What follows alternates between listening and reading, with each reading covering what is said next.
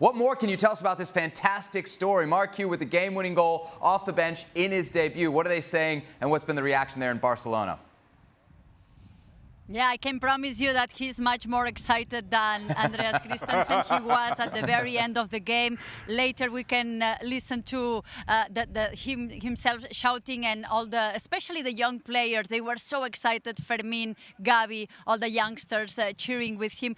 He's been 10 years in La Masia. He joined Barcelona in 2013. He's been in all the young different categories. He's actually not a B team player. He still plays in the young team. In the youth team, where he scored 5 goals. We can call him the typical number 9, which is not that typical. There are not so many number 9s tall that are really good, feel very good inside the area in La Masia, that are also from, not only from Spain, but from Barcelona. He's born in San Celoni, a small city half an hour away from Barcelona. He's a typical player in the Spanish national team under 17, and he's yet another gem that Xavi decided to put on the field. And we just were talking with Xavi, and he highlighted the fact that these young players are so brave. They are not afraid. I think he's comparing on his era, where his beginning were a little bit more, or they feel more respectful to be playing for the first team, and they certainly do not. And we can talk about Marc Guiu or Fermín or Lamine Yamal or Gavi or Pedri. These youngsters, they want to eat everything when they go in the field. I mean, obviously for the individual, Shaka, a big goal, but this was a huge goal for Barcelona. They were really hanging by a thread. It was. I thought, and again, as per our previous discussions, despite what the possession statistics may say, I thought this was a far more even game than that 62-38 would suggest. Ter Stegen and Christensen spoke about it in his post-game interview, had to make a couple of big saves.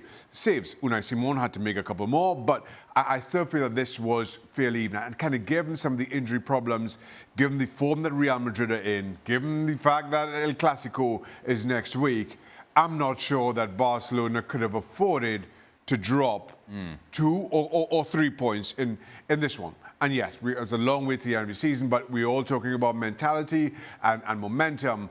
And had they not taken 3 points here, I think the game next week would have been even huger. So to get the 3 points, I thought was big for them. It's not how I'm sure Xavi drew it up last night in his pre-game thoughts, but you get the job done despite everything.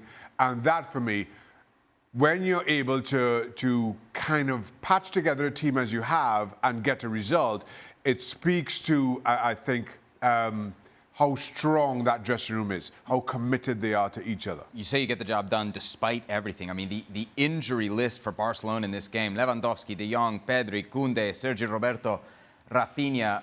I know, Gemma, that you spoke to Xavi Hernandez just a little bit ago. It's a huge week coming up for Barcelona, Champions League midweek, then El Clasico on the weekend against Real Madrid. Any sense from the manager who he might be getting back and when? At least to us, he didn't confirm that any of these players will be available. I'm not sure if he will be doing so now in the press conference, where he gets 10 or 20 questions about that. But he said that it will depend on the feeling of the players. What we know is that at least 2 of them, Pedri and Rafinha, were very close to get the medical clearance, but especially on Pedri, that he's such an important player for Xavi, and that he has had 5 injuries very similar in the same right side. They really don't want to take any kind of rush, any kind of risk, but they were expecting to get the medical clearance before the Shakhtar Donetsk game and maybe have some minutes.